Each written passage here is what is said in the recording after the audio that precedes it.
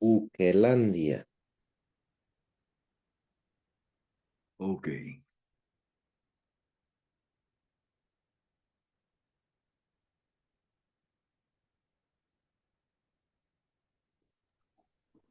Bueno, Adelante, profe. bueno. Muy buenas tardes, buenas noches o buenos días para los que ven en diferido. ¿Se oye bien? Sí, Bueno, Sí, profe. entonces, hoy, lunes 2 de octubre, como todos los lunes, eh, hacemos nuestra sesión de la realidad. Para los que están más avanzaditos, los lunes, y los que están más principiantes, los jueves. Pero hay muchos que toman las dos clases, así que eso no tiene mayor importancia. Hoy vamos a hablar del tema Bukele.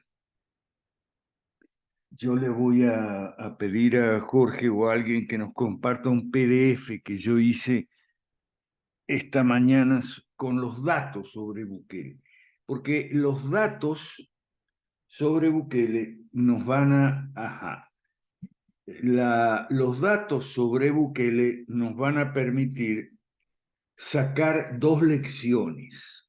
Y eso es, para mí es más importante las dos lecciones que los datos de Bukele. Pero bueno, a lo mejor esas dos lecciones que a mí me parece que se desprenden del caso Bukele, esas dos lecciones las vamos a dejar para el final. Después que veamos los datos, vamos a ver esas dos lecciones y abriremos el chat y los micrófonos para las opiniones. Si tiene dudas, preguntas, observaciones o cuestionamientos, objeciones o comentarios, lo escribe en un papel o lo pone en el chat si usted quiere, y después vamos a abrir el chat y vamos a abrir los micrófonos entonces para escucharnos. ¿Ok? Entonces, a ver. Bueno, el contexto. Primero, el contexto. Bukele, Bukele es presidente de El Salvador de la misma manera que otros presidentes han alcanzado el cargo en América Latina, por cansancio y hastío y protesta contra los dos partidos. O en el caso de Argentina es igual con Milei, o sea, se puede hacer el paralelo fácilmente.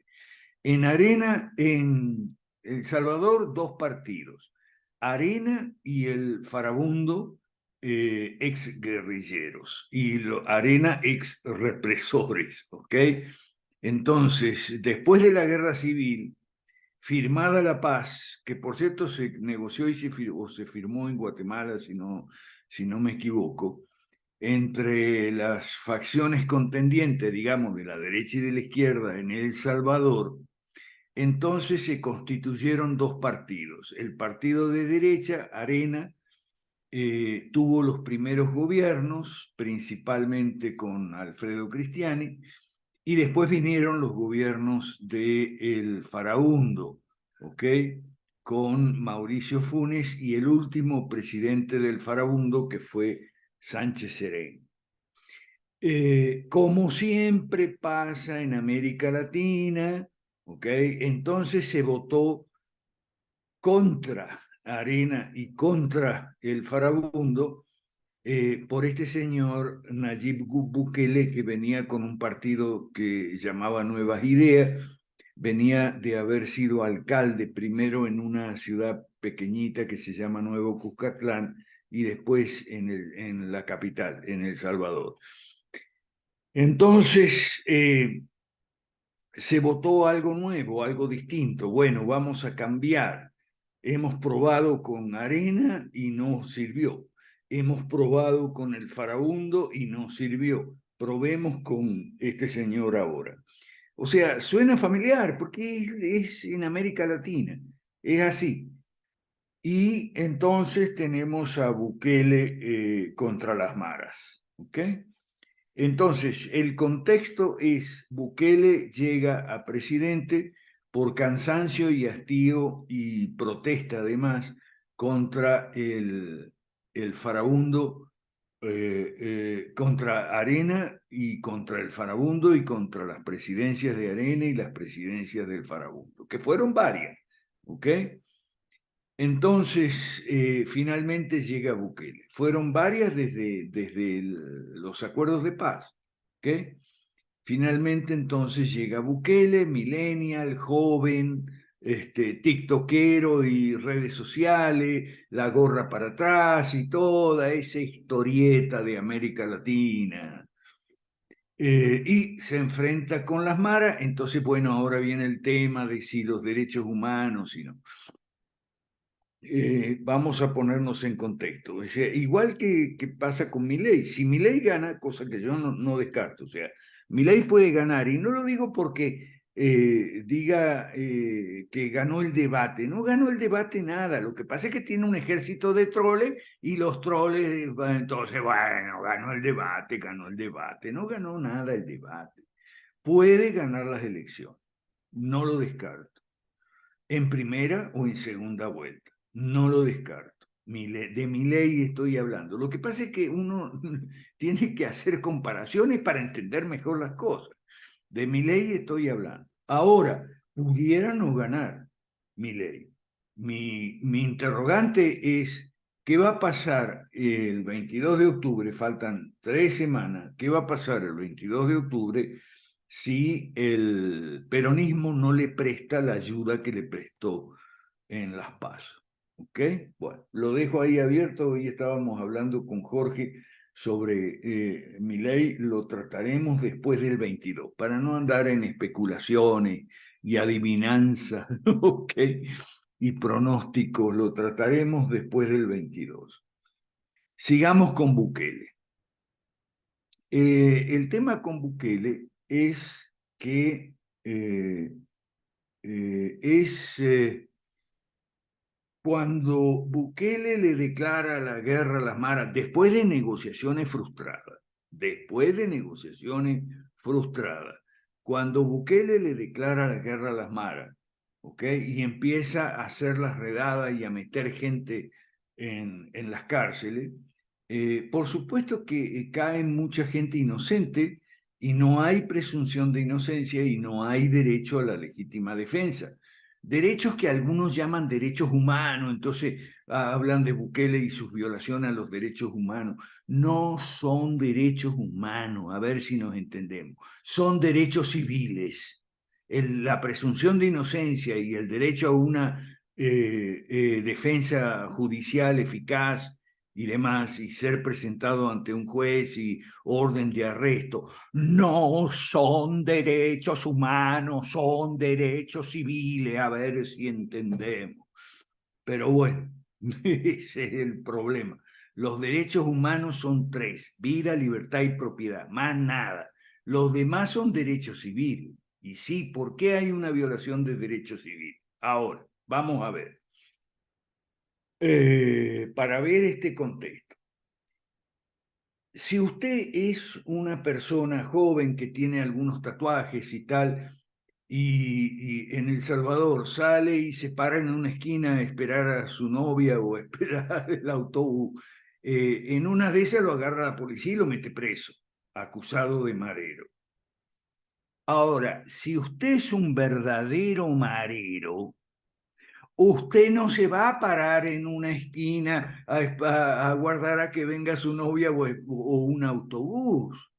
O sea, si usted es un verdadero marero, usted se esconde.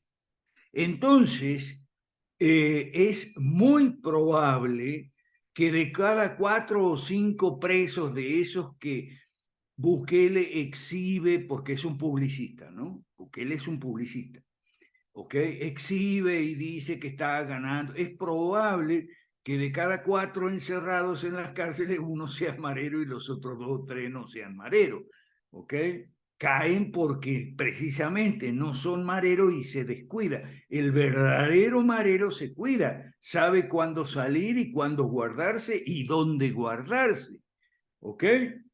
Al verdadero marero no lo van a agarrar así nomás, ¿ok?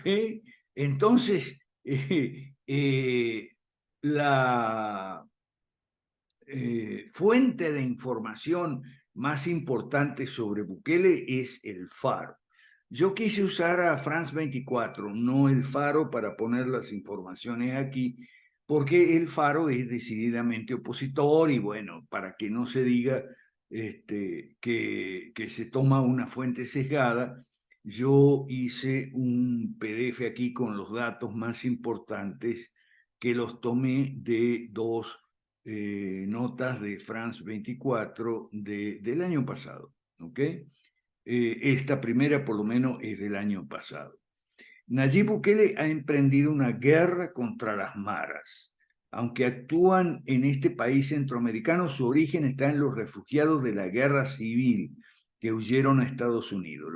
Las dos principales son la Mara Salvatrucha 13, M13, y Barrio 18, organizaciones muy poderosas a las que el Estado salvadoreño ya intentó combatir anteriormente con la técnica de la mano dura, pero que fracasó en el intento. Es importante esto. Bukele no es el primero que empieza con la mano dura y toda esa historieta. También lo hicieron antes gobiernos tanto de Arena como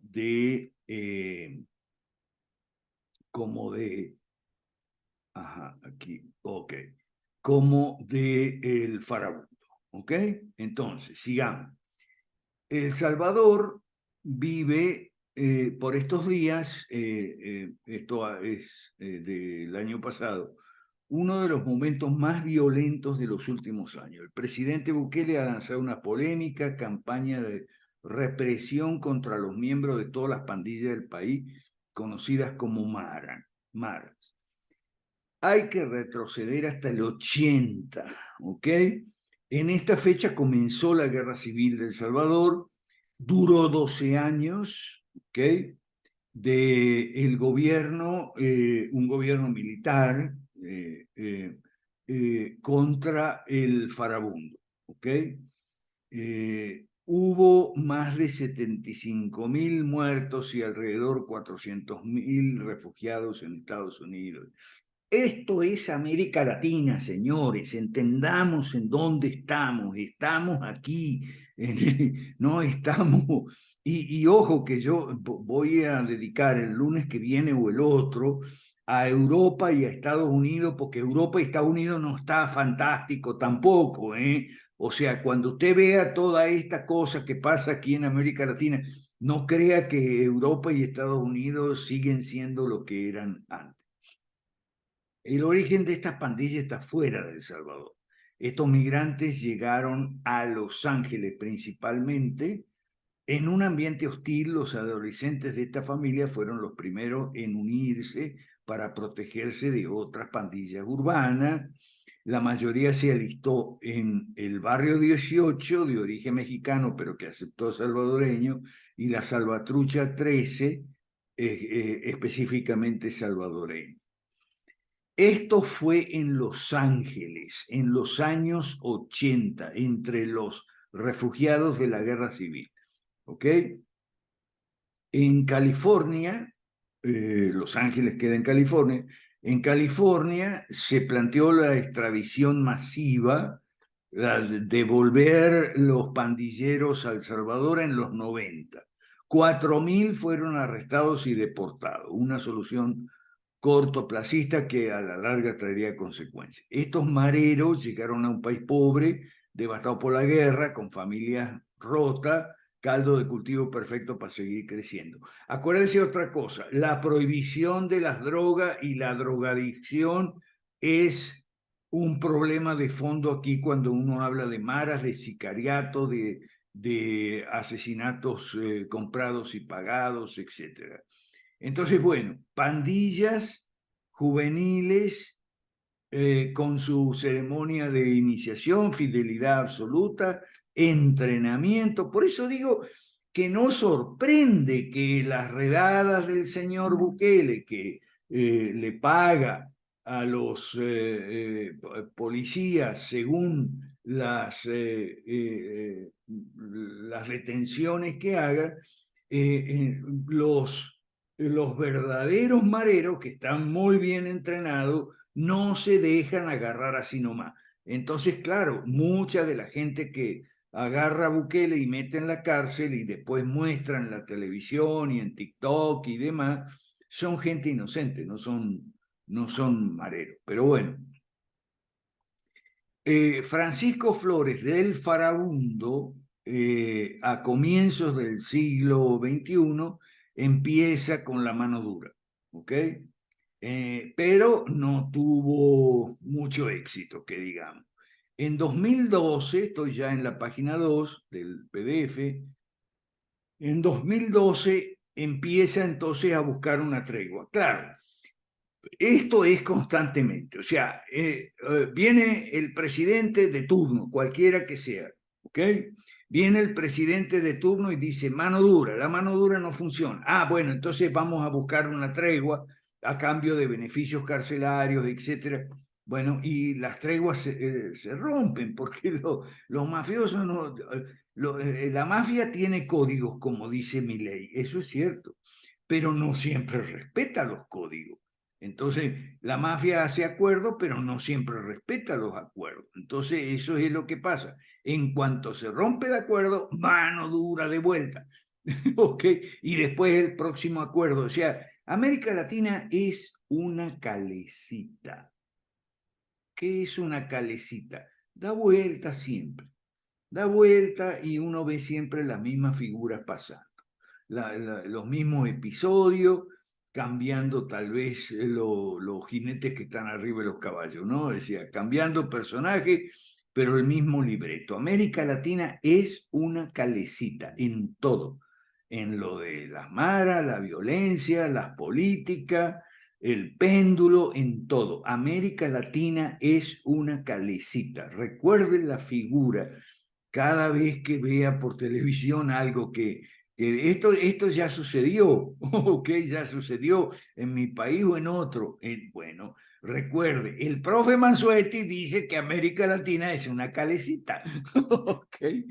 Rara vez hay algo realmente nuevo. Con Bukele no hay nada nuevo. Esta cosa de negociar hasta que lograr un acuerdo. Después el acuerdo se rompe y después viene mano dura. Y la mano dura no funciona mucho, entonces acuerdo. El acuerdo, bueno, es calecita. ¿Ok? Eh, en 2019 es que aparece Bukele. ¿Ok? 2019 aparece Bukele.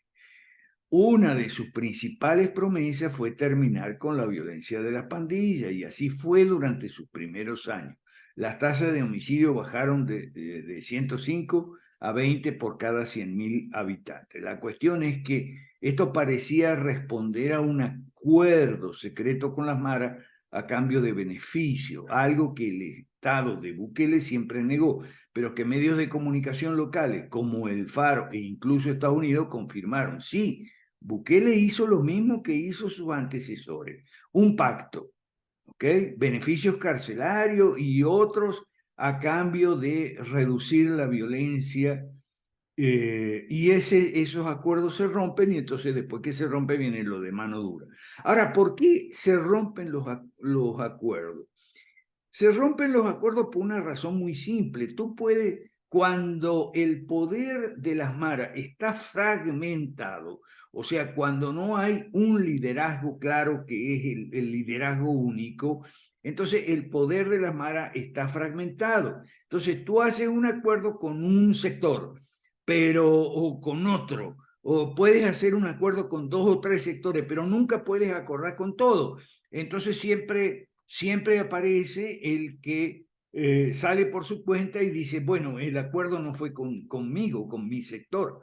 ¿Ok? Eso siempre ocurre, así es, así vivimos. ¿Ok?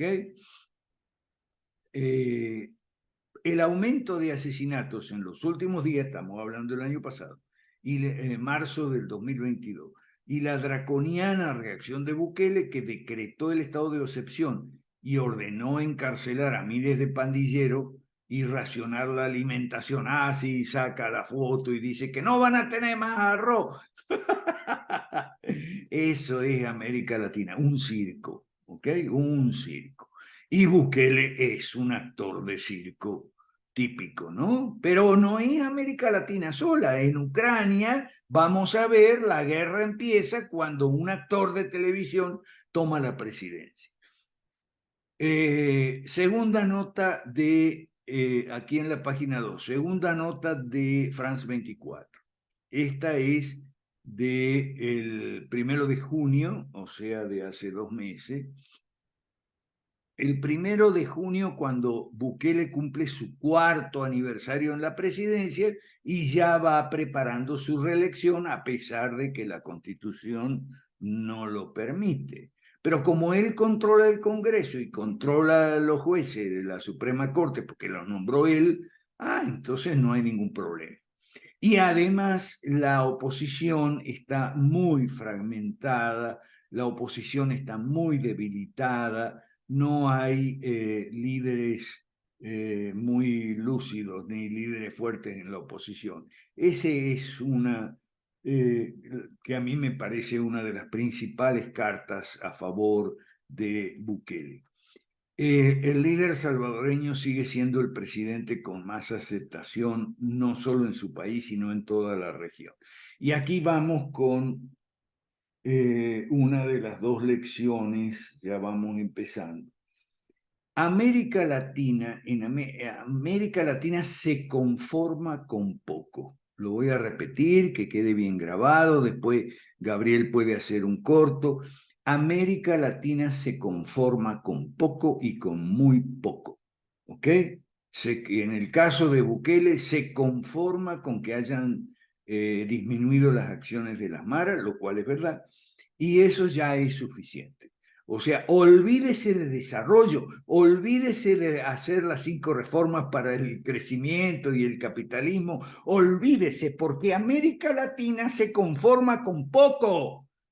¿Ok? Nosotros estamos ofreciendo en el proyecto 5 reformas, ¿ok? La gran devolución para que la gente pueda salir adelante, prosperar, ganar más y vivir mejor. Pero América Latina se conforma con poco, por eso yo le llamo América cretina. El cretino se conforma con poco.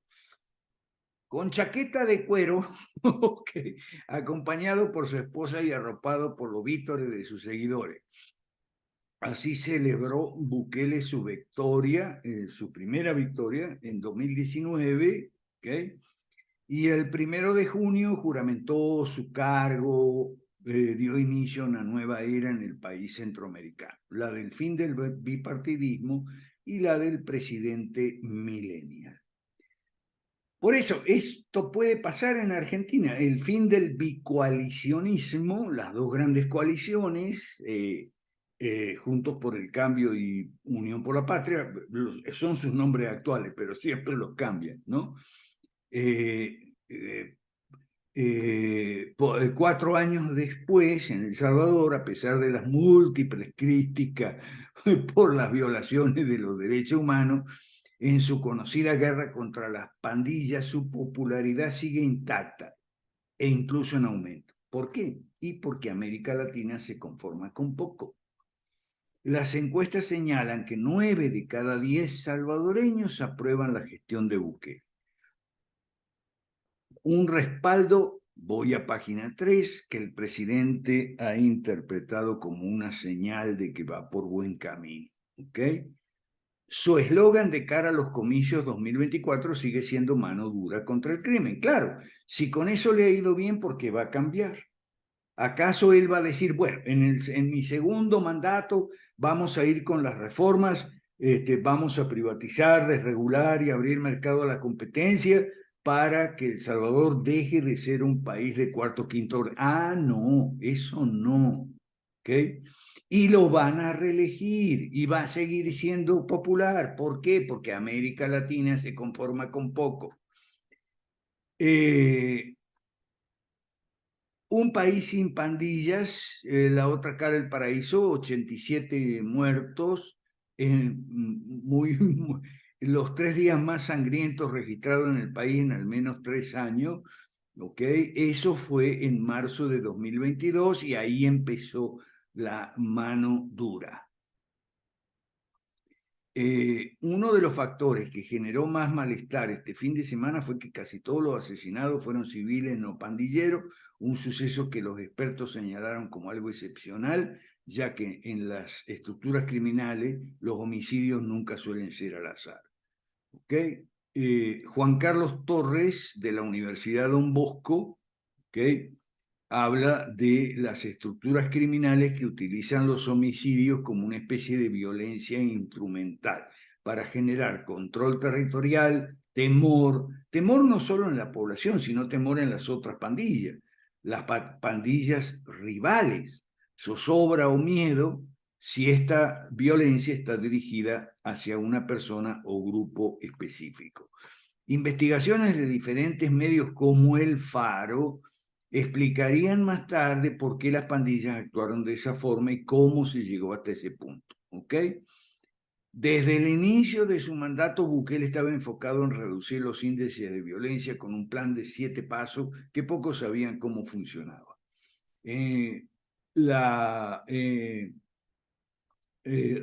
Volvemos a comparar otra vez. Bukele es populista, como Milei. Las pandillas, en el caso de Bukele, son el enemigo y la casta en el caso de Milei. Los paralelos son asombrosos.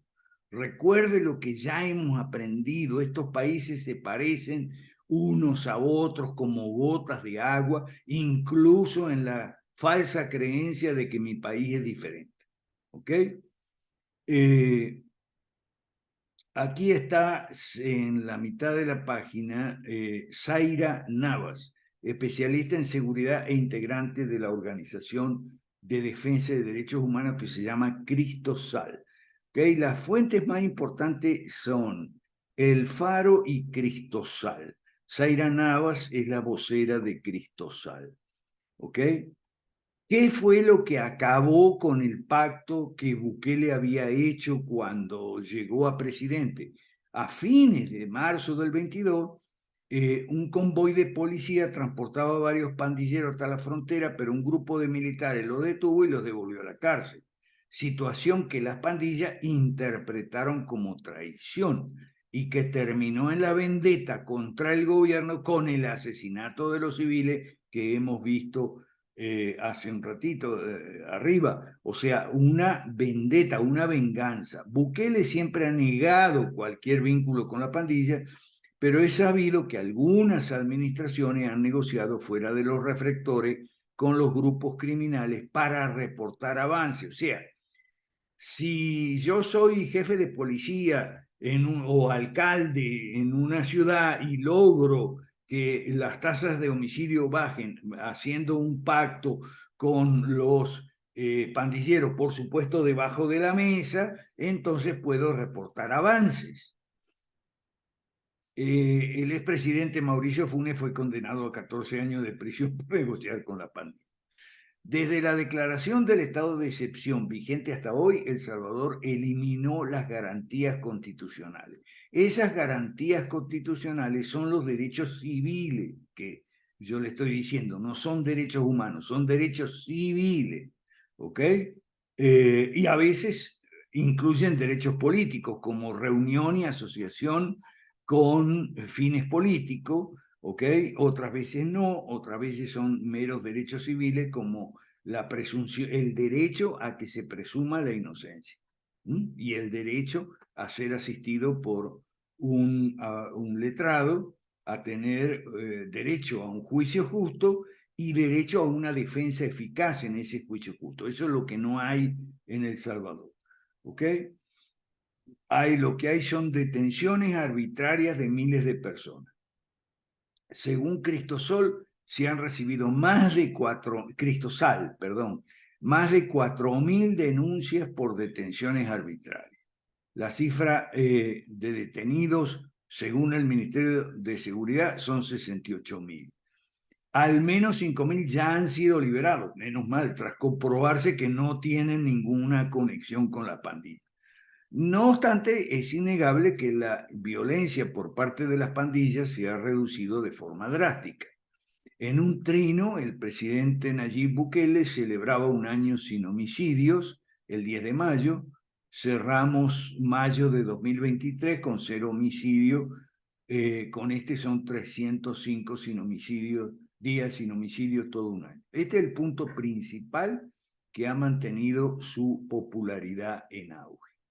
A pesar, por ejemplo, de su fracaso con el Bitcoin. El Bitcoin fue un fracaso. Gente no usa Bitcoin, usa dólares. ¿Ok? Pero bueno, eso la gente se lo perdona porque, insisto, la gente se conforma con poco. ¿Ok? Y se conforma con poder salir de su casa al trabajo o a los estudios o llevar a los niños al colegio sin temer a los ataques o las extorsiones de las pandillas. ¿Ok? Entonces, con eso es más que suficiente para tener las encuestas con cifras muy abultadas a su favor.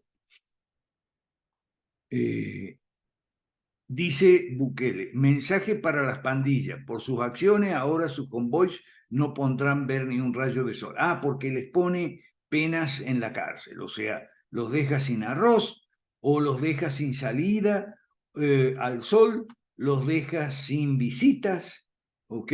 Los deja sin llamadas por teléfono, etcétera, etcétera. Entonces, este fue el mensaje tras la oleada de asesinatos hace ya año y medio, ¿ok? Los fines de la última semana de marzo del 2022, que fue la más violenta. ¿Ok? Aquí está hablando Zaira Navas de la organización Cristosal. No obstante, hasta sus críticos aseguran que Bukele ha conseguido algo que ningún presidente había conseguido: la desarticulación de estas bandas. Sí, desarticulación en el sentido de que las estructuras verticales, los liderazgos jerárquicos se descomponen. Pero entonces, ¿qué? Quedan bandas, quedan cada vez más bandas y más pequeñas, ¿ok? Y con territorios más pequeños. Bueno, aquí está sobre los presos que han muerto bajo custodia. Desde el último informe de Cristosal, 160 presos han muerto bajo custodia, o sea, en el interior de los centros penales, tanto los antiguos como el nuevo megacárcel que ha construido Bukele. Zaira Navas no está de acuerdo con Bukele para nada, que hay declaraciones suyas. Y vamos a la última página y vamos terminando este informe de France 24. ¿Ok? ¿Cuáles son los resultados del gobierno del presidente Millennial? Es el mejor valorado de América Latina y muchos lo consideran como modelo a seguir. Publicista, 41 años, ¿ok? Y el Bitcoin, por ejemplo, el Bitcoin fue un fracaso. Nadie usa el Bitcoin, ¿ok? Salvo los empleados públicos, pero la gente sigue usando dólares en el comercio, al menudeo e incluso para vender o comprar viviendas y automóviles y cosas por decir, no van a pagar con Bitcoin. ¿Ok? Bukele está buscando a toda costa violar la Constitución para poder reelegirse. Una estrategia publicitaria que ha servido para mostrar el debilitamiento del Estado de Derecho y la aplicación del estado de excepción durante más de un año como algo necesario para acabar con las pandillas. ¿Ok? Bukele se presenta a la reelección en los comicios de 2024, a pesar de que la Constitución lo prohíbe expresamente, pero la Corte Suprema, que él controla, se lo permite. ¿ok? Y la oposición no pasa nada con la oposición. La oposición es muy parecida a la oposición de Venezuela. Y se suele decir, bueno, la oposición dividida, pero ya va, dividida en su intento de presentar un candidato único. Pero ¿por qué tiene la oposición, tanto en Venezuela como en El Salvador, que tener un candidato único? No se ponen de acuerdo sobre un candidato único. Entonces, ¿por qué no mejor van separados? Ah, porque le tienen miedo al gobierno, porque le tienen miedo a los votos del gobierno, tanto en Venezuela como en El Salvador. Eso, bueno. Sin oposición real y con mayoría en el Congreso, en 2021 el mandatario destituyó a los 5 jueces de la Sala Constitucional de la Corte Suprema. También destituyó al fiscal general y a 1/3 de los 690 jueces del país. Y ahora lo que está haciendo es una reducción del número de municipios para tener más control territorial él y quitarle control territorial a los viejos partidos de la oposición que aún divididos, aún debilitados, controlan algunos municipios y concejales tanto en la capital como en el interior. ¿Ok? Bueno. Entonces, a ver, vamos, ajá, hay 10 en el chat. Ok. Martín, un preso muere cada 4 días en las cárceles de Bukele. Sí, es verdad, eso es ir contra el derecho humano a la vida. Cuando capturan a un inocente que camina por la calle, eso es ir contra el derecho humano a la libertad. Sí, gracias por la aclaración, Martín Rodríguez, es verdad. Se están violando los derechos humanos a la vida, a la libertad y a la propiedad también porque te confiscan, ¿no? Las redadas vienen con confiscaciones y te llevan del televisor y de la nevera, etcétera. ¿Ok? Sí, hay violaciones a los derechos humanos. ¿Ok? Pero lo que yo quiero es no confundir derechos humanos con derechos civiles. ¿Ok? Se violan derechos humanos cuando se vulneran los derechos a la vida, libertad y la propiedad. Se violan derechos civiles cuando se vulnera el principio de presunción de inocencia y no se garantiza el derecho a un juicio justo, si la presentación ante un juez y el derecho a la defensa eficaz en juicio. ¿Ok? Bueno, no sé si hay enlace compartido. Aquí pregunta si hay YouTube. Sí, en el canal del Foro Liberal de América Latina. No, aquí dice que no porque no se puede transmitir en directo. Al terminar, se subirá el canal y enviaremos el link. Bukele se parece a Donald Trump en que ambos están a favor del aborto, el matrimonio gay, ¿ok? Y antes de las elecciones se estaban, ¿ok? Y ahora se convierten en pro vida y pro familia. ¿Por qué? Y aquí vuelvo a lo mismo. América Latina se conforma con poco. Y esto tiene que ver con los pro vida y pro familia. O sea, se conforman con el tema del aborto y nada más.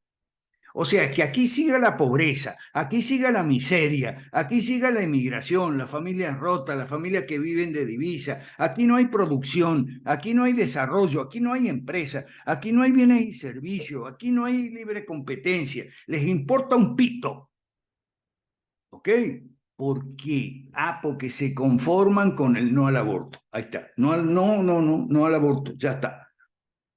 Eso es América, es la principal lección que yo por lo menos saco del caso Bukele, ¿ok? Y la otra lección es que no se vota en América Latina, o sea, la otra lección viene de cuando Bukele 2019 llegó. En América Latina ya no se vota más por tu candidato, sino que votas en contra del candidato que no te gusta, ¿ok? Bueno, eh, un video que yo recomendé, a pesar de que no me gusta el gordo Nicolás Moraz, el video que tiene sobre Bukele y la familia Bukele es muy bueno. Nicolás Moraz, el canal Los Liberales, es muy bueno porque te cuenta la historia del abuelo y el papá de Bukele y es graciosísimo, ¿ok? Ahí hay videos de, por ejemplo, el padre de Bukele, cuando Bukele, Nayib Bukele, va a presentarse como candidato a alcalde, entonces el papá, que se llama don Armando, que el papá le dice, no te metas en la política visible. O sea que el señor Armando estaba metido hasta la narices en la política no visible, ¿ok? Pero le aconsejó a su hijo que no se meta en la política visible, consejo que su hijo no siguió. Y bueno, ahora se hace el cristiano y demás. Sí, dice Juan Antonio Valle, las autoridades han cometido graves violaciones de derechos humanos de forma sistemática desde que se aprobara un régimen de excepción y numerosas reformas legislativas para supuestamente enfrentar a las pandillas en marzo de 2022. Esta política ha resultado en más de 66.000 detenciones, en su mayoría arbitrarias. Por eso lo que le digo, ¿no? Agarran al que está a mano. Y por supuesto que agarra mucha gente inocente, porque el verdadero marero no se deja agarrar así nomás. Y hay malos tratos, torturas, violaciones flagrantes al debido proceso, desapariciones forzadas, muerte de al menos 132 personas bajo la custodia del Estado. Pero América Latina se conforma con poco. O sea, ¿qué le importa a la gente en América Latina que haya todas estas violaciones a los derechos humanos si se conforma con poder, bueno, ahora puedo salir y demás? Complicidad de los tres poderes del Estado en la confección de un marco jurídico contrario a los estándares internacionales, específicamente en lo que concierne al proceso penal. Bueno, eh, Bueno, Iván, ¿cómo conformarse con otra cosa? Bueno, es que se conforma con poco por una cosa que un politólogo norteamericano llama el cinismo de las masas. ¿Cuál es el cinismo de las masas? El cinismo de la masa es aceptar que no puedo esperar mucho de los gobiernos, que no cabe esperar mucho de los gobiernos. ¿Ok? Eso para Iván Felipe. No cabe esperar mucho de los gobiernos. Por eso entonces me voy a conformar con poco. Mire el video, ayer el debate de Milei y compañía. Se conforman con que Milei no salió a lo loco, no salió a insultar, no dijo palabrota, estuvo sedado, parece que le habían dado un calma, un diazepam, un tranquilizante, y entonces ve cómo la gente se conforma con poco, se conforma con que Milei no haya hecho barbaridades, no haya hecho desastre. Bueno, la gente se conforma con poco. Eh, ajá, estado de excepción, compras sin límites, discrecionales, despilfarro y corrupción. Sí, pero hasta la corrupción le perdona a la gente a Bukele, ¿ok? La pregunta de Iván es cómo superar el conformismo. Bueno, yo no, eso lo voy a dejar, esa pregunta la dejo para los micrófonos. En Colombia, dice Panezzo, las bandas criminales controlan ciudades como Medellín. Drogas, sexo, extorsión, sicariato. Esto está en acuerdo con autoridades civiles y policiales. E incluso determinan la oferta y la demanda hasta el punto de decir qué se vende y cómo se vende. A ausencia total de justicia, los más perjudicados son los más pobres. Eh, Mijail pregunta si no, tipito enojado hace tiempo que no lo veo ya. Eh, en todo caso, después en todo caso, abre el micrófono Mijail y nos cuentas qué es lo que dice Tipito enojado. Recomienda en todos los casos que la oposición mande sus propios candidatos. ¿Habría alguna excepción? Pero es que es una idiotez eso de que tenemos que ir con un candidato único. Eso es una idiotez. Y es una idiotez en el Venezuela y es una idiotez en El Salvador.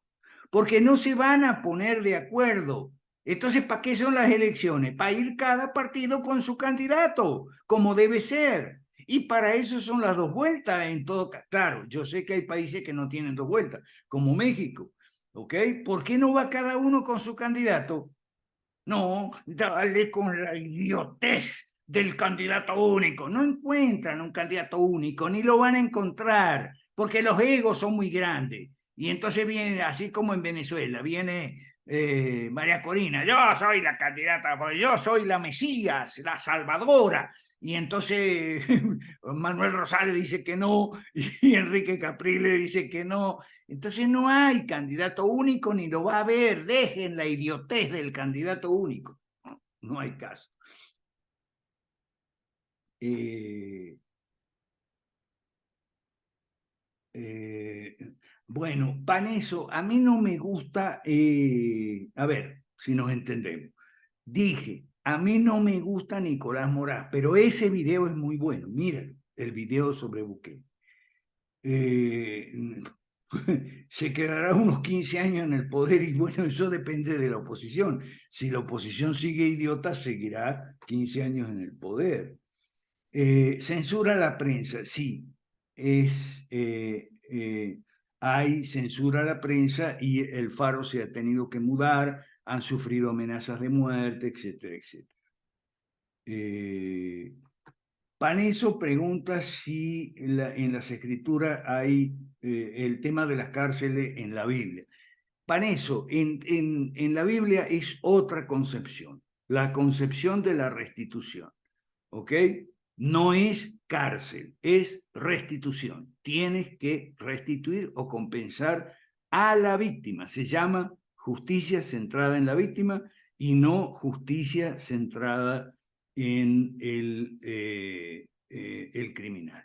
¿Ok? Es otro concepto totalmente distinto. Justicia, el concepto positivista que tenemos ahora es justicia centrada en el criminal, en el quebrantador de la ley. Y ya sea para castigo, o sea, la justicia punitiva, caso de Bukele, o para reinserción, todo el discurso humanista sobre regeneración, reinserción y toda esa cosa, ¿ok? Que no se verifica. Esos son los dos discursos humanistas, el punitivo y el reinsertorio. Pero la Biblia enseña otra cosa muy diferente, la justicia restitutoria o compensatoria basada en la víctima o centrada en la víctima. No, yo no tengo la bola de cristal. Bukele fijará una tendencia hacia regímenes autoritarios de izquierda y derecha más. Bueno, pero es que lo que yo digo, yo no tengo la bola de cristal, pero yo he insistido es que es Cuba o Haití, donde se logra imponer el proyecto Cuba, como en Venezuela y Nicaragua, ese es el futuro para los demás. Y donde la derecha mala le impida a la izquierda imponer su proyecto, el choque, la violencia, el odio lleva a Haití. El futuro es Haití. Manuel Alarcón pone un link del periodista de investigación Douglas Farah, gracias Manuel, con los vínculos entre Bukele y el narcoterrorismo. Es un video de YouTube. Bien, a ver, ¿qué hay? Ah, vaya levantando la mano que yo quiero decir algo. Mientras tanto, vaya, ok, Galo. Anoche también vi el video de nuestro querido amigo, no está aquí, no está, nuestro querido amigo Fabián Cruz de Argentina. Subió un video con una entrevista a una... Ajá, hay 3 manos levantadas. Bueno, subió un video con una entrevista a Roberto, un microempresario, ¿ok? Amigo de él. Busque lo que dice una MIPYME, o sea, una microempresa, en el canal Radio Antorchas, una microempresa. Me vi completo, dura 40 minutos, el discurso de este señor. Ya va, que están en el chat de nuevo.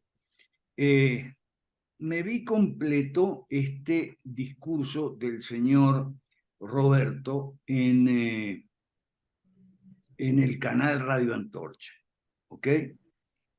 Honestamente me dio lástima, pero me sirve para confirmar lo que estoy diciendo.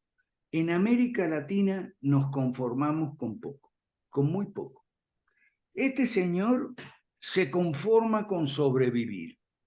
O sea, esta mañana yo le pasé después les paso a ustedes si quieren, me la piden por privado y yo se los paso, las cifras de las tasas de mortalidad de las empresas en América Latina. De las empresas que surgen 100 empresas. ¿Cuántas y surgen como pequeñas empresas? Es muy raro que una empresa sea grande desde su nacimiento, ¿ok? Bueno, de cada 100 empresas que se constituyen, ¿cuántas sobreviven al año, a los 2 años, a los 3 o 5 años? Es increíble la tasa de mortalidad de empresas. ¿Okay? Por lo tanto, este señor Roberto se conforma con poco, se conforma con sobrevivir. Ahora, ¿cómo sobrevive? Y bueno, vea, tiene una vida muy desgraciada porque se levanta a las 7 de la mañana y hasta las 6 de la tarde como mínimo está en una batalla constante contra el estatismo. Está luchando a brazo partido contra los impuestos, contra las regulaciones, contra los sindicatos, contra las paritarias, contra la inflación, contra el dólar, contra los aranceles para sus importaciones. Es un hombre que fabrica autopartes, ¿okay? De las cuales exporta la mitad fuera de Argentina. Pero es una vida muy desgraciada, porque se pasa todo el día luchando, peleando, a brazo partido, una batalla que tiene perdida de antemano. Él no le va a ganar al estatismo en su empresa, en su oficina. ¿Ok? Se contenta con sobrevivir, se conforma con sobrevivir, se conforma con levantar la persiana al día siguiente, poder levantar la persiana al día siguiente, a duras penas pagar a sus empleados y trabajadores. Ahora bien, este tipo es un pobre infeliz. Perdone Fabián, que es amigo de él y tal. Es un pobre infeliz, ¿ok? Porque no va a una pelea por crecer su empresa, por hacer ganancia sustanciosa, ganancia jugosa, ganar más y vivir mejor para él y su familia, poder pagarle buena educación a todos sus hijos, poder cambiar el carro, poder... No. Entonces, ¿por qué digo que es un infeliz? Porque tiene ambiciones muy mezquinas, muy pocas ambiciones, ninguna ambición, solo sobrevivir, seguir respirando, es todo el fin que el objetivo que él se traza para su empresa, seguir respirando. Entonces pregunto yo, y que me disculpe Fabián, ¿no es un infeliz? Ah, pero ahora me podrán decir, bueno, pero ¿qué opciones tienen? Y la opción es cerrar. Como cierran tantas empresas, de cada 100 empresas la tasa de mortalidad varía de país en país, incluso de provincia en provincia en Argentina, etc. La opción es cerrar, o sea, no sobrevivir. Murió esta empresa, fabricadora de autopartes y exportadora y demás, que trae dólares y demás, pero a los dólares los tiene que cambiar al precio oficial y todo eso. Entonces, ¿tiene otra opción el infeliz? Sí, tiene otra opción, y es meterse en la pelea política y apoyarnos a nosotros. Ah, no. Eso no, jamás, nunca. ¿Ok? Si Fabián le dice algo de apoyarnos a nosotros, la respuesta va a ser no. Entonces, soy culpable cuando en mi mente pienso, bien hecho que se joda, bien hecho que se joda por conformista, ¿ok? Porque cuando se le dice, ¿por qué no te metes en esta otra pelea, la pelea política, que podemos ganar si tú nos apoyas? En vez de luchar todos los días de 7 de la mañana a 6 de la tarde en una pelea que está perdida de antemano, ¿ok? Y claro, no, la política no, la política no. Bueno, entonces, ¿qué se joda? Ok, bueno, voy a seguir con el chat. Ajá, aquí está el link. Roberto Bianchi es el amigo. Ok. Eh, bueno, ajá. Cultura caudillista de Latinoamérica. Bueno, pero es que no es solo la cultura caudillista, Steven Arenas, es la cultura conformista también. No es solo el caudillismo, es el conformismo, ¿ok? No es solo Milei el caudillo. Con el que más me identifico yo, el análisis del populismo, en el caso Milei, es con Loris Sanata. Puede mirar, se lo voy a escribir aquí para que lo googlee. Loris Sanata lleva un año diciéndonos que Milei es populista, ¿ok? Que es un caudillo mesiánico. Loris Sanata, búsquelo. Tiene bastantes videos y artículos porque lleva un año diciéndonos a los liberales, porque él es liberal, ¿ok? Que Milei es caudillista. No le hacemos caso, ¿ok? Roberto Bianchi.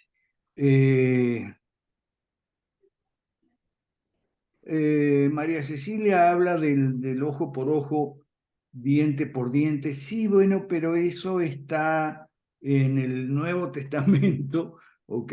Hay observaciones de nuestro Señor Jesucristo al respecto, ¿ok? Las sanciones que se imponen en el Antiguo Testamento son de restitución o compensación principalmente. Eso lo dejamos. Ah, bueno, Manuel Alarcón, gracias por la aclaración a Cecilia. La ley del talión es lo que conocemos hoy como principio de igualdad ante la ley.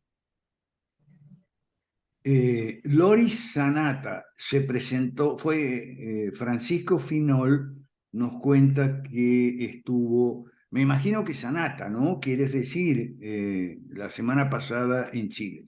Bueno, si quieres, pide el micrófono y conversamos un poquito, si quieres, Francisco Finol, así nos conocemos. Yo también soy de Maracaibo. ¿Ok? Bueno. Entonces, vamos con, ajá. Sandra Álvarez, muchas gracias. Aquí hay un video de YouTube. Loris Sanata, el populismo en Argentina. Entonces, no es solo la cultura caudillista, es la cultura conformista. Es no saber usar una cosa tan sencilla como la elección a dos vueltas. Una elección a dos vueltas se plantea para que vayan los candidatos separados y cada uno vote por el que prefiera y no en contra del otro, el mal menor y tal. Hay la cultura política del mal menor. Es decir, son muchas cosas las que hay que corregir aquí en América Latina, o digamos muchas cosas, muchas corrientes, y nosotros vamos en contra de esas corrientes. Bien, vamos a los micrófonos. Yo aquí los tengo en cierto orden, voy a respetar ese orden. Vamos con Galo primero. Adelante, Galo. Buenas noches, profesor. Buenas noches con todos. Me salta a la imaginación algunos temas. Primero, compartir que hemos tenido 2 días o el mismo día 2 debates en 2 países distintos que nos han dejado mucho que desear, en definitiva, y por supuesto, la sorpresa, como dice el profesor, de Milei respecto que ha sabido comportarse. Y en el caso nuestro, pues definitivamente estaban demasiado bien comportados y no se produjo la expectativa que se requería, pienso yo, entre los 2 candidatos finalistas en el Ecuador. Dicho esto, pues quería yo comentar el tema del símil que veo entre El Salvador, la República y el gobierno, con ciertas acciones implementadas en el gobierno de Correa y que tienen que ver justamente con la violación de la ley o del imperio a la ley en cuanto a la Constitución se refiere y los fines que utilizaron para conseguir los objetivos de plantarse en el poder de manera permanente o definitiva por muchos años. No sé si es que en El Salvador, profesor, pasa lo que pasó en el Ecuador y está pasando. Nosotros tuvimos durante aproximadamente desde el 2017 a la fecha, que son 7 años, un permanente accionar entre movimientos sociales que se parecían mucho a las fuerzas penetradas en Estados Unidos de Antifas, con un gran despliegue de violencia y de terror, y que justamente financiadas por un sector que eminentemente pertenece al crimen organizado, sumado al hecho de que el Estado o el gobierno, en este caso, de turno, se vio completamente rebasado por esta fuerza que ya dejó de ser gobierno, y me refiero al correísmo, conjuntamente o paralelamente lo que pasó con Bukele, que se bajó toda la estructura política e institucional, así como lo hizo él en su tiempo. Es decir, los dos han violado definitivamente la Constitución para conseguir un objetivo que es el permanecer en el poder. Dicho esto, suma usted el elemento adicional, que acá no lo tenemos, pero que podría configurarse como un símil en cuanto a allá tenemos las famosas maras, o como las llaman en cuanto a su denominación, y nosotros tenemos acá las bandas criminales que lideran desde las cárceles estos procesos de una desinstitucionalización y un crear miedo y violencia a través de grupos organizados dentro de las ciudades y de los pueblos. Entonces, también hablo del otro mecanismo que veo que está pasando. Conocí yo que están introduciéndose 20,000 migrantes de Latinoamérica en Estados Unidos cada día. Si usted habla del gobierno de Biden en los 2 años aproximadamente que lleva, pues estamos teniendo una cantidad considerable de posibles violentos introducidos en Estados Unidos, y que por supuesto, como pasa acá, también vienen a levantar todo este proceso aparente de violencia incontrolable que no puede hacer frente al Estado. Entonces, para terminar un poco, lo que quería es ver su visión, la visión de los miembros del foro respecto a qué posición tendría que tener el pensamiento liberal respecto a cómo salir de estos temas que, si bien es cierto, son remontables y se tornan aparentemente inmanejables, sí podrían hacerse. Bueno, las 5 reformas, Galo, las 5 reformas, no hay otra salida. Si no son 5 reformas, es Cuba o es Haití. No tengo más nada que decir, sino agradecerte tu intervención, que está ha sido muy informativa e ilustrativa. Mi respuesta, las 5 reformas, si no, olvídate. Martín, adelante. Sí, sí, profesor, buenas tardes. Cuando lo vi a Bukele por primera vez, al toque me di cuenta, este es Fujimori número 2, porque es igualito a Fujimori.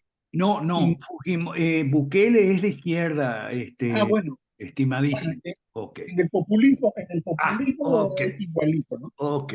Desde que empezó, porque Fujimori empezó aliado con los evangélicos en el 90 y de ahí los votó. Y Bukele empezó con Dante Gebel y también ahora su vicepresidente también los amenazó, creo, a los pastores, que los iba a meter preso o algo así. Por eso le preguntaba cuánto tiempo se va a quedar Bukele. Fujimori se Ah. quedó 11 años. Bukele también se quedará algo así, porque fácil no se va a ir. Se nota que el fácil no va a dejar el poder, ¿no? Y otra cosa, yo hablaba con un periodista y yo le digo, pero esto es contra los derechos humanos, está yendo mal Bukele. Y él me dice, lo que pasa es que son medidas de urgencia que hay que tomar. Entonces, como estamos mal acá en el Perú, también tenemos que aplicar el plan Bukele porque es una emergencia y como es una emergencia hay que aplicar de todo para salir de la emergencia. Pero ¿cuándo va a terminar la emergencia? Pues, por ejemplo, acá pusieron una granada hace 2 semanas, creo, en San Juan del Urigancho, ya aplicaron el plan Bukele, el mini plan Bukele acá. Ha sacado los militares y ya no hay delincuencia en San Juan del Urigancho, 2 semanas no hay. ¿Por qué? Los militares están con la escopeta en la calle, entonces, ¿qué ladrón, quién va a ir pues, con los militares en la calle? No hay nada. Pero ha dicho que en 90 días ya se van a ir los militares y todo va a regresar igual de acá a 90 días. O sea, no va a haber cambiado nada aplicando el mini plan Bukele acá en Lima, ¿no? Entonces, no sé qué cosas más van a aplicar porque no hay plan de seguridad. Y lo que hace Bukele me parece que cuando Bukele se retire del poder, todas las pandillas van a volver a salir porque son inocentes o no ha solucionado nada, porque si no arregla el poder judicial, me parece que está arreglando ningún problema, solamente es un calmante y apenas él se vaya al poder, el problema va a seguir otra vez. No sé si me equivoco o es verdad eso. Gracias, Martín. 2 cositas cortitas para darle lugar a Manuel y a Mijail. Mira, Bukele es de izquierda. Lo que pasa es que algunas facciones algunas corrientes de izquierda han tomado algunas banderas de derecha y los 2 ejemplos que yo pongo siempre es la bandera de la seguridad, Bukele, y la bandera pro vida, Pedro Castillo en Perú. Ahora bien, con respecto a los militares, también lo está haciendo López Obrador aquí, ¿ok? Poner a los militares a luchar contra la violencia pandillera, sicario, narco, etcétera, y tal. Bueno, en principio yo no estoy en desacuerdo, pero lo que yo pregunto es dónde quedan las reformas para el desarrollo. No hay reformas para el desarrollo. ¿Y dónde queda el debate sobre las drogas? Nadie puede hablar sobre drogas aquí y exponer la posición liberal que todo el mundo conoce, pero nadie quiere hablar. Eso es nada más. Vamos con Manuel, después Mijail y después Gabriel Maza. Dale, Manuel, te escucho. Buenas noches a todos, buenas noches, profe. Muchas gracias. Bueno, solamente quería agregar un poco a este tema la cantidad impresionante de dinero y de recursos que ha puesto en marcha y que por lo demás muchos han catalogado de sin precedente la campaña de marketing que tiene como buen publicista. Entonces, ahí hay un tema que da a entender un poco esta situación, profe. De En Chile, Bukele muchas estás veces... hablando, de Bukele estás hablando.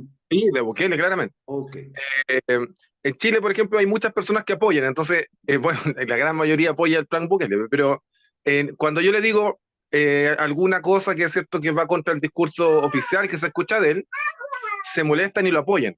Y una de esas cosas que van contra el discurso, yo le he dicho que acá, en Chile, hemos tenido, de hecho, hoy día el puerto de San Antonio es el mayor puesto de exportación de drogas a Europa de Latinoamérica. Hoy día de acá se le da droga. y han pillado mucha gente de Nicaragua vinculada a las maras, que debiesen estar detenidos supuestamente en El Salvador, perdón, en El Salvador. Y ¿cuál es el problema? Solucionan el tema allá, pero se nos vienen para acá.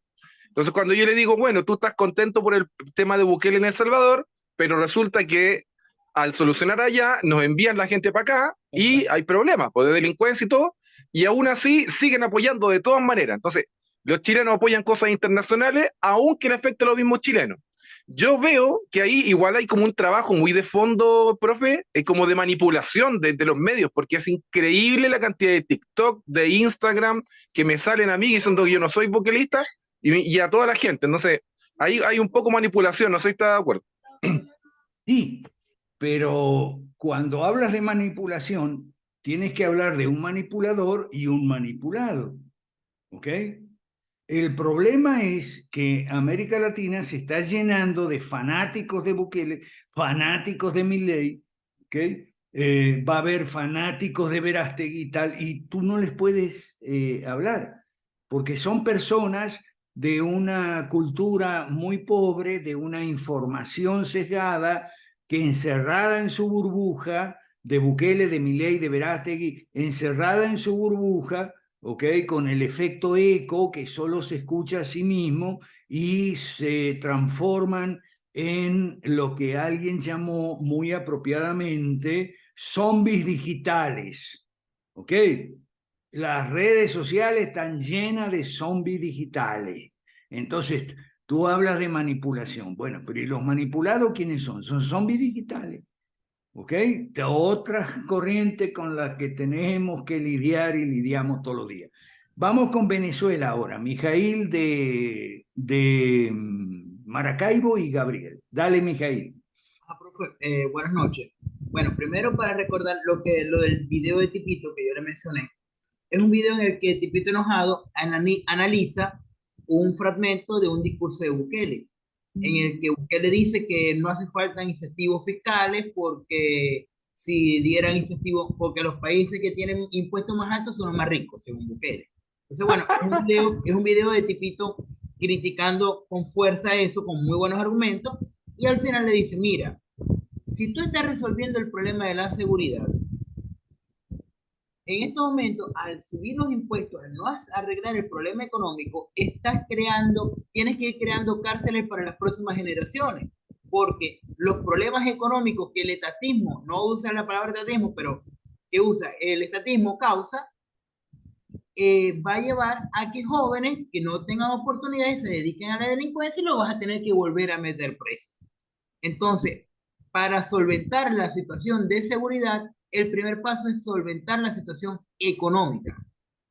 Es un tema bastante interesante que dice, porque tiene razón. De nada sirve meter presos a 3.000 personas, 10.000 personas o matarlos a todos, cuando después, dentro de unos años, la gente va a volver a entrar a la violencia debido a la situación económica. Eso por un lado. Y por el otro lado, la primera vez que yo supe de la existencia de Bukele fue en la pandemia, que todo el mundo sacó los videos de él diciendo los empresarios pueden ganar dinero en otro momento, pero la gente se tiene que quedar en su casa y empezó a pedirle a todos los empresarios que le pagaran a los trabajadores sin trabajar y empezó a prohibir que despidieran gente, con medidas severas en contra de los empresarios. Entonces, ¿qué pasa? Eso la primera vez que yo lo escuché, yo dije, este tipo, yo no sabía, yo no lo conocía, yo dije, este es otro socialista. Y de hecho sí lo es.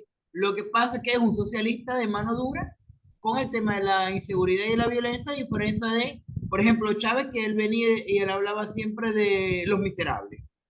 No, pobrecito que se robó un pan y lo metieron preso. Entonces son los miserables, los delincuentes son buenos. A diferencia de eso, es otra corriente, pero es igual a izquierda.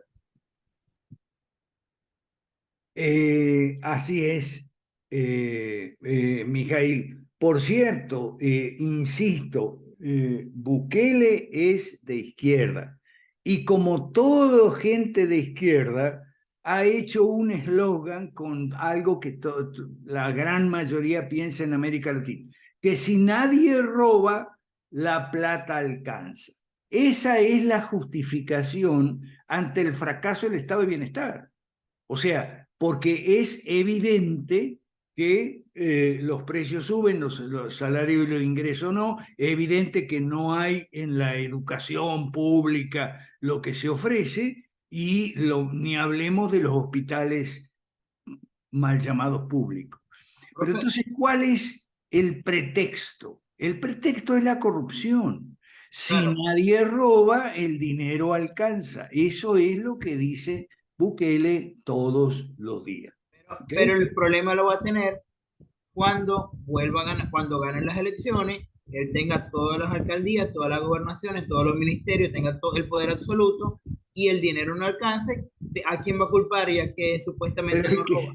que en ese caso ellos van a robar ellos solos. O sea, nadie más va a poder robar. Sí. O se va a inventar un enemigo imaginario. No creo que sean los gringos, pero se va a inventar algún enemigo imaginario. No, es que ya en el discurso de Bukele en la ONU, ya él dijo, el enemigo son las organizaciones de derechos humanos que según él se ocupan de los derechos humanos de los criminales y no de las víctimas, etcétera, etcétera. O sea, discurso a Bukele no le falta, ¿ok? Pero déjame, antes de ir con Gabriel, responderle a Manuel que habla sobre una sola vuelta en las elecciones porque el mal menor se da mal en la segunda vuelta. Sí, Manuel, el mal menor se da en la segunda vuelta, pero la segunda vuelta es para eso. La primera vuelta es para evitar el tema del mal menor.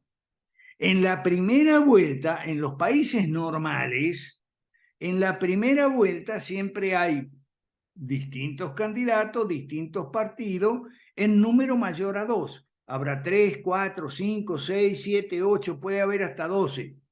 ¿Ok? La primera vuelta es para que cada quien vote según su afinidad, según sus preferencias. La primera vuelta. Y en la segunda vuelta, sí el mal menor, o sea, sí yo voy a votar por el que más, el que más se acerca en la segunda vuelta hay solo 2, entonces por el que más se acerca o votaré por aquel que yo quiero usar como un instrumento de veto. Es decir, quiero para que Manuel me entienda mejor, quiero hacer la diferencia en la palabra, entre la palabra voto y veto. ¿Qué es la palabra voto? Yo voto por fulano. ¿Qué es la palabra veto? Yo voto en contra de Mengano. Entonces, la democracia, al transformar la primera vuelta en una segunda porque lo que tenemos aquí son todos una manga de ignorantes. Los latinoamericanos son todos una manga de ignorantes del primero al último, como diría el presidente de Uruguay. Entonces, se transforma con el tema del mal menor, se transforma el ejercicio del sufragio en lugar de un voto, un veto. Entonces, el pueblo no usa, no ejerce el sufragio como debe en la primera vuelta y entonces se transforma en un veto. El ciudadano lo que tiene no es el poder del voto, sino el poder del veto. O sea, yo quiero a este porque no me gusta aquel. ¿Y eso qué es? Es un derecho de veto. O sea, nos estamos reduciendo nuestros recursos democráticos, que son parte de los recursos políticos, por idiotas, por imbéciles, porque eso es lo que somos en América Latina, una bola de imbéciles, la inmensa mayoría. Nos estamos reduciendo lo que debe ser el poder de voto a un simple poder de veto. No me gusta este, por eso voy a votar por el otro. Entonces, por eso, los candidatos se esfuerzan en buscar un candidato de la unidad opositora en Venezuela, El Salvador. Eso no sirve para nada porque no lo van a encontrar. Pero así somos de ignorantes, cabezones, tercos, caprichosos, necios, no queremos escuchar. ¿Ok? Manuel entendió el punto. ¿Ok? El mal menor, el tema del mal menor transforma el poder de voto en un poder de veto. O sea, en lugar de votar por este o aquel, porque son los que me gustan, voto en contra, se llama antivoto, ¿ok? Pero el antivoto es en realidad un veto. Antivoto, voto negativo, es ir a votar, ¿ok? En contra del que no quiero, en contra del que no. Ah, bueno, pero entonces eso no es un voto. Lo que es un veto, ¿ok? Bueno. Vamos con Gabriel y después con Mario. Buenas noches, profesor. Y vamos terminando. Sí, adelante. Buenas noches, profe. Bueno, hermano, sobre lo de Bukele, que el eslogan de, o sea, en estos momentos mucha gente se impresiona por la seguridad, ¿no? Supuestamente, entre comillas. Y yo estaba leyendo un libro de cómo fracasan las... Hay una parte que el autor dice que ciertas instituciones, él le llama así, no al estatismo, no, ciertas instituciones extractivas, él le llama de esa frase, sí. que ellos emplean ellos emplean algunos modelos de instituciones inclusivas, vamos a decir, una derecha, gobierno limitado, como es el caso de caso de la protexosa, ¿no? Tienes Con la intención de ellos seguir, dígame. que se te va la voz porque tienes un ancho de banda muy bajo. Sí. Vale, termina porque tienes un ancho de banda muy bajo. Se te va la voz, no te escuchamos bien. Ok, está bien. Ok. Bueno, no, que todo ese tipo de distracciones lo hace para concentrar más poder, según lo que dice el autor. Eso es todo. Ok, el libro es el libro de Daron Acemoglu, que lo hemos estudiado, no me acuerdo si hace poco tiempo, lunes o jueves. Ok, gracias Gabriel. Vamos con Mario, pero vamos rápido porque ya estamos al final del tiempo y yo quiero terminar con una reflexión sobre 40 años de democracia. No sé si la democracia puede durar en América Latina más de 40 años y quiero poner la comparación entre Venezuela y Argentina. Vamos Mario, después María Cecilia y ya nos vamos despidiendo. Mario.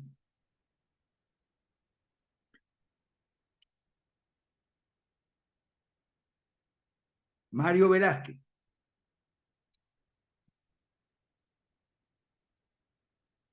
A ver si le dan el micrófono ahí a Mario Velázquez, por favor. Ya se lo dimos varias veces, profesor. Ok, Mario Velázquez, desmutea, pues. Va, no hay caso. Vamos con Cecilia. Dale, Cecilia, mientras tanto. Buenas noches, profe, con todos una buena noche. Profe, dos cosas. La una, a mí lo que me da mucha incertidumbre es lo siguiente. Vamos viendo cómo algunas izquierdas se toman ciertas banderas que son propias de la derecha, como por ejemplo la justicia o la mano dura contra la delincuencia, como el caso de Bukele. En el tema de Milei y otras personas que actúan como caudillos, el momento en que ellos fallen en sus programas, que vayan generando ahora el descontento en sus fans, nosotros, los liberales, de verdad, nuevamente, como sucedió con el neoliberalismo y el consenso de Washington, vamos a tener que lidiar con las culpas que no nos corresponden. Bueno, Entonces, Ajá, eso dale. me preocupa eso mucho porque... Bueno, a todos nos preocupa, María Cecilia, nos están dejando muy mal los malos representantes del liberalismo. Voy a poner un ejemplo que se me ocurrió hoy porque no sé de dónde salió dónde me apareció el tema de Marcial Maciel.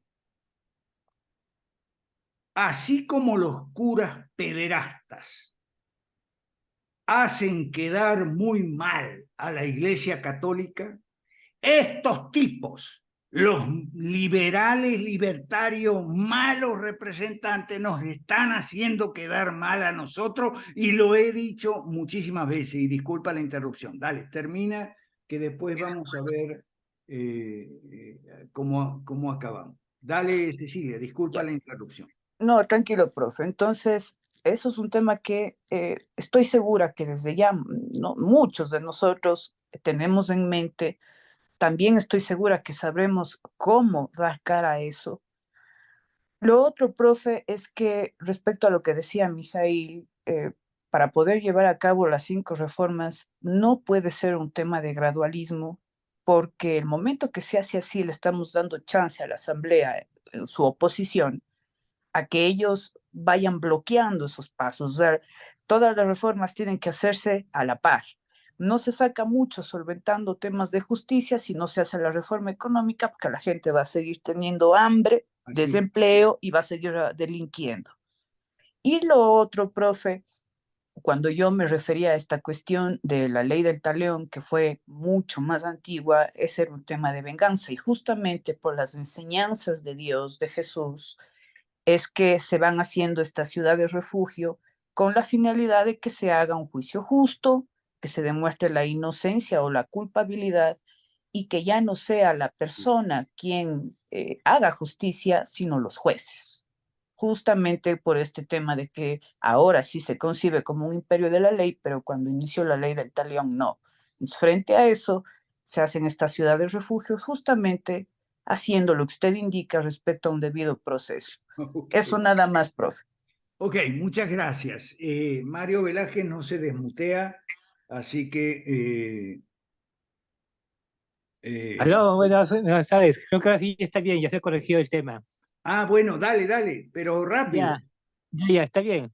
Mire, básicamente para tener como acotación, el tema del antivoto que bueno, acá en el Perú al menos, hacía principalmente con el fujimorismo, ¿no? Ahora, el tema es que cuando empezó a salir Alan, empezó ya a vincularlo con el fujimorismo y al final, básicamente, ya la tienen a Keiko siempre la segunda vuelta. Al final, no sé qué tan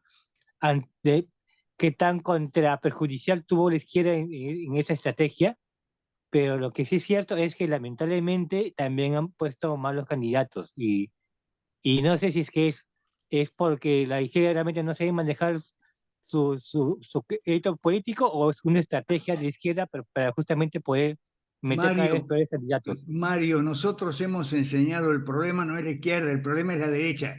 El problema es la derecha que no solo no tiene candidatos buenos, no tiene programas, no tiene un proyecto a futuro, a diferencia de la izquierda que siempre piensan en el mediano largo plazo. Y bueno, voy a aprovechar para lanzar lo que quería lanzar de los 40 años, que está Chiapas levantando la mano porque él siempre cierra y lo hace muy bien, porque le voy a hacer una pregunta, ¿ok? Mi pregunta viene por lo siguiente. Yo viví 30 años o más en Venezuela y vi todo el proceso de Chávez, cómo era la democracia antes de Chávez, que no era una cosa perfecta, pero funcionaba, ¿ok? Y cómo Chávez la destruyó y duró apenas 40 años. Un líder populista radical metido en una sociedad que votó por él por disconformidad con los dos grandes partidos, pero no estaba preparada la sociedad para un cambio radical hacia el socialismo puro y duro. 1963 fue el año que empezó, en el 58. En el 58 fue el año que se derrumbó a Pérez Jiménez y empezó la democracia, y duró 40 años. En el 98 se terminó. ¿Qué tal si pasa lo mismo en Argentina, Jorge Chiapas? En el 83 se derrumbó la dictadura y entonces apareció la democracia. Sí. ¿Qué tal si dura 40 años nada más? Si viene un líder populista, solo que de derecha en lugar de izquierda, ¿ok? Solo que libertario y tal, y viene ese líder populista y destruye la democracia argentina y dura solo 40 años, porque va a ser lo mismo que Chávez, pero para el otro lado, para la derecha en vez de para la izquierda. O sea, va a empujar Y ahí lo autoritario no es una cuestión de personalidad, sino de carencia de recursos políticos. O sea, sin recursos políticos suficientes para hacerlo de manera democrática y no gozando de un consenso en la sociedad para ir en la dirección que él pone, acaba con la democracia, ya sea armando un tremendo berrinche si pierde las elecciones o armando un desastre desde el oficialismo si la gana. Son 40 años, del 58 al 98 en Venezuela y del 83 al 2023 en Argentina. ¿Será que la democracia no aguanta 40 años aquí en estos países? Chapa. No es que yo sea numerólogo, a mí no me gusta la numerología, yo no soy numerólogo, pero son 40 años y hay una serie de paralelos increíbles entre el populista Claro. y el populista Milei. Dale, cierra. Bueno, pero de pronto, sí, no es usted numerólogo y de pronto es eso evidencia anecdótica, ¿no? Habría que esperar más casos en todo caso. Bueno, profe, yo quiero cerrar, si me lo permite, animando a los estudiantes de la realidad a superar nuestro conformismo y a invitar a la gente a superar el conformismo. Ese es el mensaje que a mí me deja, me interpela. Qué interesante, yo era el de la pregunta cómo superar el conformismo, ¿no? Bueno, pues hay que tener metas, hay que tener un proyecto de vida ambicioso, hay que salir de nuestra zona de confort. Creo que ya aquí muchos hemos dado el paso, pero no sé si todos. La pregunta es, ¿todos están activos en sus movimientos, grupos, partidos a nivel nacional? Todos están ocupando 1 hora, 2 horas al día en promover las 5 reformas en su país. Todos están haciendo una donación al profe Mansuetti para que estos espacios se mantengan vivos y una donación a sus grupos, movimientos y partidos para crecer orgánicamente, pues, y hacer llegar el mensaje y algún día competir por curules en el Congreso y en los parlamentos. Creo que esas son las preguntas que nos deben interpelar y tomar acción e inspirar, enseñar a la gente y comprometerla en esta dirección, ¿no? Yo, profe, además de eso, a manera de cierre, quiero invitar esta semana a nuestros amigos a estar pendientes de nuestras redes sociales porque mañana, 3 de octubre, el calendario liberal clásico que tenemos en el foro marca el Día de la Privatización, en honor a Margaret Thatcher y a su ley de vivienda de 1980. Sí, no les cuento la historia porque eso me llevaría minutos, pero estén muy pendientes. Ya en Guatemala pues tenemos, nuestro fusionista responde con el tema del Día de la Privatización, mi artículo que se publicará el día miércoles. Y bien, animarlos a todos a estar compartiendo contenido en ese tema, ¿no? Ojalá. Y seguirnos en redes sociales, tanto a nivel nacional en sus diferentes países, como las redes sociales del Foro Liberal. Con eso termino, profe. Muchísimas gracias, como siempre, por tan excelente sesión. Gracias a todos. ¿Ok? Espero que las lecciones de hoy se aprendan. Nos conformamos con poco y cuidado con los caudillos mesiánicos populistas, a ver si viene un caudillo mesiánico populista, destruye la democracia. Esa es la realidad. Esa es la gran lección de Loris Sanata. Un abrazo grande. Tú te encargas, Jorge, de la parte de la grabación. Un abrazo grande a todos. Muchas gracias. El jueves seguimos con las leyes malas y el populismo, para los que quieran, y los que no, hasta el lunes, si Dios quiere. Gracias. Muchas gracias, profe. Gracias. Un abrazo, gracias. Gracias, profe. Chao, feliz noche. Gracias, profe. Buenas noches.